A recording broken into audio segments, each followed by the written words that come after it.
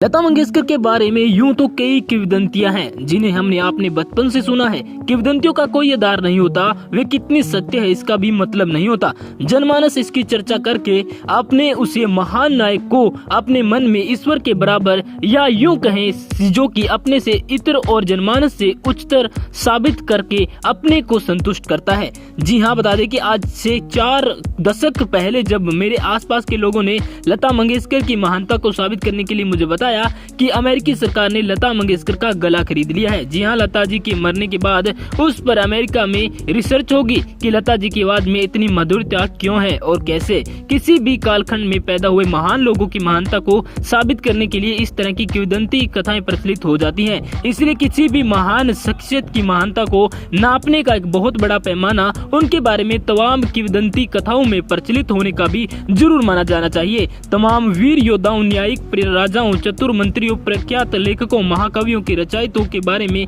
उनके जीवन से जुड़ी किंवदंती कथाएं भी उतनी ही प्रचलित रही है। इसी तरह पिछली 5 पीढ़ियों में बराबर लोकप्रिय रही स्वर कोकिला लता मंगेशकर के बारे में भी उनके जीवन से जुड़ी किंवदंती कथाएं इतनी तरह की है जो उन्हें महान से महानतम बनाती है। ये किंवदंती ऐसे ही जन्म नहीं लेती। दरअसल जनमानस में जब किसी के लिए ऐसा भाव प्रकट होता है तो जिसे सोचकर लोगों को लगता है कि इसमें कुछ ऐसा है जो सामान्य मानव में नहीं हो सकता, मतलब आम जनमानस से कुछ ऊपर का है, इसमें कुछ ईश्वरीय गुण के लिए हुए। लता मंगेशकर के बारे में भी ऐसे कई दर्जन किंवदंतियां हैं जिन्हें हमने अपने बचपन से सुना है। किंवदंती का कोई आधार नहीं होता, वह कितनी सत्य है इसका मतलब नहीं होता। जनमानस इसकी चर्चा करके उसे महान बताता है। जी हाँ, बता दें कि क्या वास्तव में अमेरिका ने उसका जो कि लता जी का गला खरीदा था। लता मंगेशकर के गले की सुरीली आवाज के जादू के पीछे का रहस्य क्या है, ये भारतीय जनमानस के लिए शुरू से ही उत्सुकता का विषय रहा है। इसके बारे में तरह तरह के किस्से लोगों के बीच भी सुने जाते रहे हैं। इससे सबसे मशहूर किस्सा रहा है कि अमेरिका ने लता मंगेशकर का गला है जो कि कई लाख डॉलर देकर खरीद लिया,